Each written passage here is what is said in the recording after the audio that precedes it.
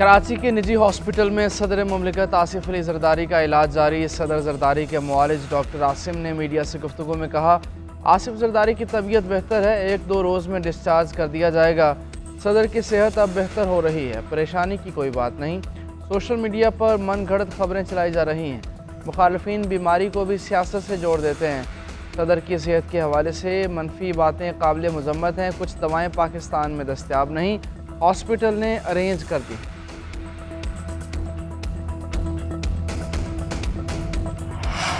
बिजली की कीमतों में कमी से महंगाई मज़ीद कम होगी। हुकूमत की मुसलसल कोशिशों से महंगाई का जल्द खात्मा मुमकिन होगा। सदर मुस्लिम लीग नून नवाज शरीफ की बिजली सस्ती होने पर आवाम को मुबारकबाद। कहा, मुल्क की मईशत में बेहतरी से आम आदमी की ज़िंदगी में बेहतरी आ रही है। हुकूमत गरीबों और मिडिल क्लास की ज़िंदगी में आसानी लाने की पूरी कोशिश कर रही है। नवाज शरीफ ने सेक्रेटरी जनरल एहसन इकबाल को सूबाई पार्टी का इजलास बुलाकर रिलीफ के हुकूमती इक़दामात की तहसीन करने की हिदायत की।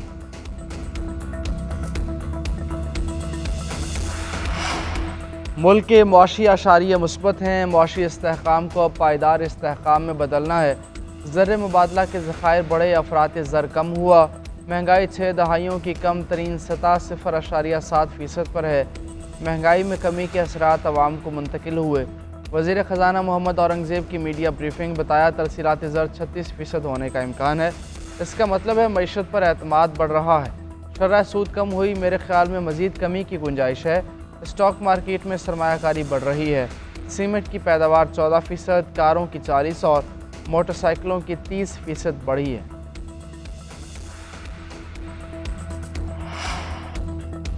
गवर्नेंस में बेहतरी और कारकर्दगी का जायज़ा। IMF वफ़द पाकिस्तान में मौजूद 30 महकमों के साथ कारकर्दगी बेहतर बनाने के लिए मुज़ाकरात करेगा। वज़ारत ख़जाना, स्टेट बैंक, FBR, मनसूबाबंदी और निजकारी कमीशन से मुज़ाकरात शेड्यूल। ऑडिटर जनरल, नैब, FIA, ओगरा और दीगर हुकाम मुलाकातें करेंगे। बैंकिंग सेक्टर और तामीराती शोबे में मुसाबकत का जायज़ा लिया जाएगा। IMF ने 2 माह में पाकिस्तान में गवर्नेंस में बेहतरी के लिए दूसरा वफ़द भेजा है।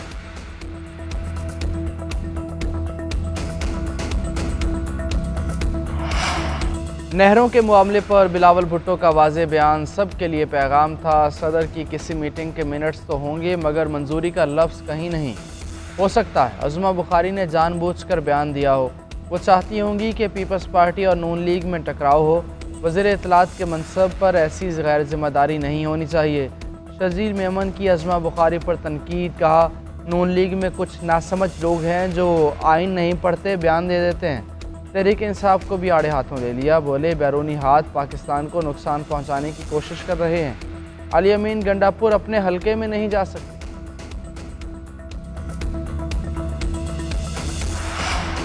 वज़ीर इत्तलात पंजाब ने पानी की तकसीम पर सियासत अफसोसनाक करार दे दी। नहरों के मामले पर बिलावल भुट्टो को बातचीत का मशवरा। कहा, नहरों का मामला दस्तावेजी है।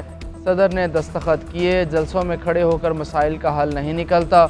बिलावल भुट्टो मामला विफाक के सामने उठाएं।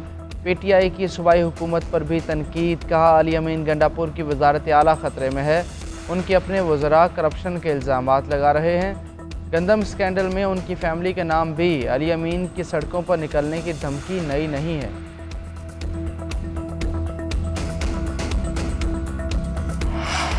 हुकूमत की सरदार अख्तर मेंगल को धरना ख़त्म करने पर कायल करने की कोशिश। हुकूमती मुज़ाकराती वफ़द फिर लखपास धरने में पहुँच गया।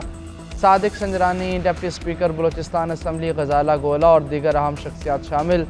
ज़राए के मुताबिक अख्तर मेंगल गिरफ्तार ख़वातीन की रिहाई तक पीछे न हटने पर बज़िद हैं। उधर तर्जुमान बलोचिस्तान हुकूमत शाहिद रिंद कहते हैं, कुछ अनासर रेड जोन को यरगमाल बनाने पर बज़िद हैं। हुकूमत ने अब तक सब्र व तहम्मुल का मुजाहरा किया है। मसला मुज़ाकरात से हल होगा, लेकिन वो ज़िद पर कायम रहे तो हुकूमत के पास और भी ऑप्शन मौजूद हैं। सूबे में इस वक्त भी दफ़ा 144 नाफिज है और इसकी खिलाफ वर्जी की सूरत में कानून अपना रास्ता लेगा।